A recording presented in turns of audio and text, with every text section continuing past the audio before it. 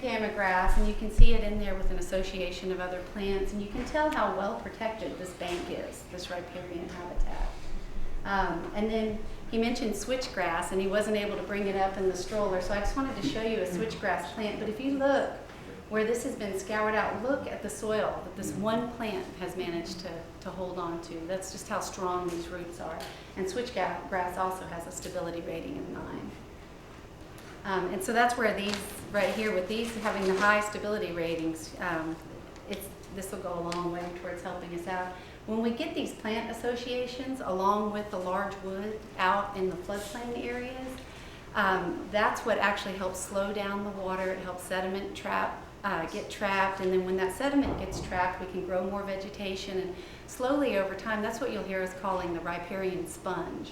And what happens is we get a lot of water stored out here in the floodplain, and then that gives water back to the creek over time in the form of increased base flow. So when you hear us talking about the riparian sponge, that's kind of what we're talking about. And I know people have mentioned how important wood is. It might look awful, but it actually helps to dissipate energy, much like vegetation does. It helps anchor the soil, and it also captures sediment. And Steve is standing up here, if you see the inset, he's standing on a log that's actually been buried by sediment.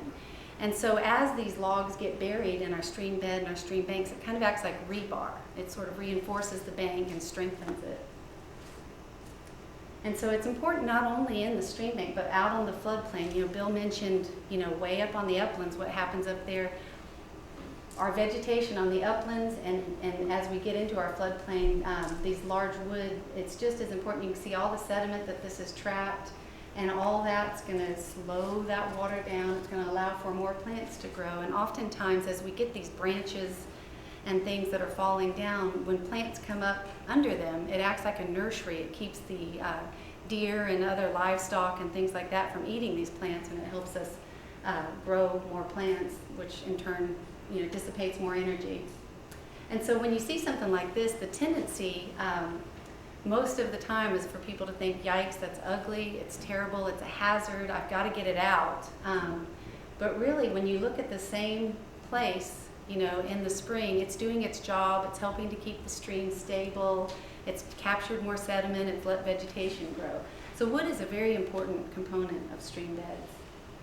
And then the question was asked, how do you establish plants on bare rock? And it's amazing to think that these plants can become established on bare rock, but it's happening all over Texas. And like right here, you can see this one plant, the sediment that's trapped behind it.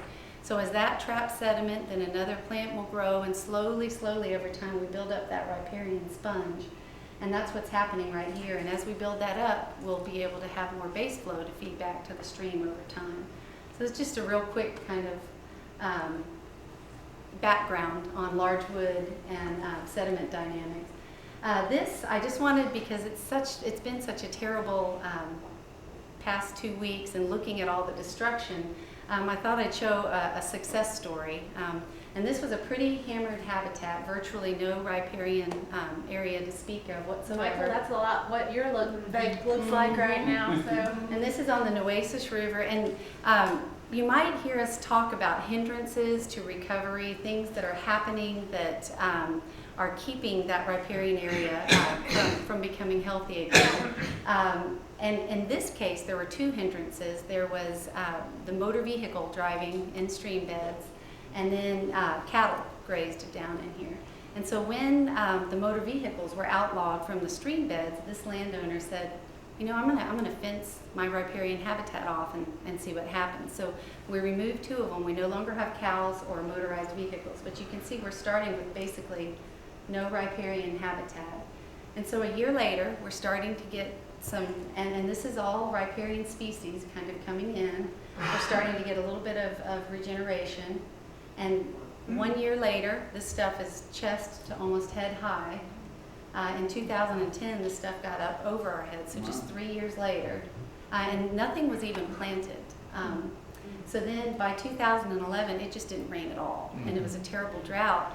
But drought for riparian plants is actually not as devastating as you might think, because their root systems are adapted to these fluctuating water levels, so they're chasing that water table. And as they go down and grow their roots, they're developing this basket of kind of constructive sort of material helping to strengthen that stream bed. So then in 2012, it did rain again, and the river's looking good, and we've even managed to have some vegetation grow out into the channel, which is okay. That's going to dissipate energy. And so by 2013, it's just looking great. I mean, the difference between when we started and when we finished is just phenomenal, and it's still growing strong.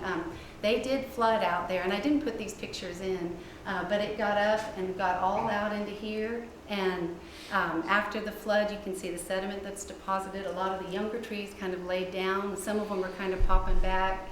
And while we don't have, this is sycamore and things like that, y'all will have some of that around here. If this system had cypress, it would slowly be growing up within that, and these other trees would be protecting it. So just wanted to leave you with a happy story. So with gravel bars like that and back in the background, and just imagining 1,000-year-old cypress tree piles back there, would it be beneficial to move those piles out into the gravel bar to create dams? Where they fell is kind of where the water deposited it, and so it's probably in a good spot to be for capturing sediment.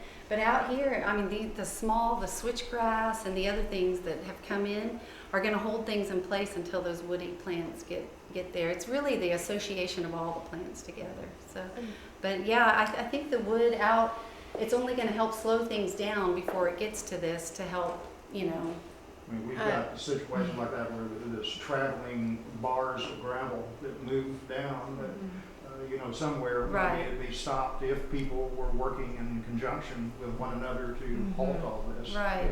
And that's the key is really working with neighboring landowners, allowing the right kind of plants to come in, because slowly then as you march up and down the river, that's where you get the biggest bang for your buck, is everybody kind of managing in a similar pattern.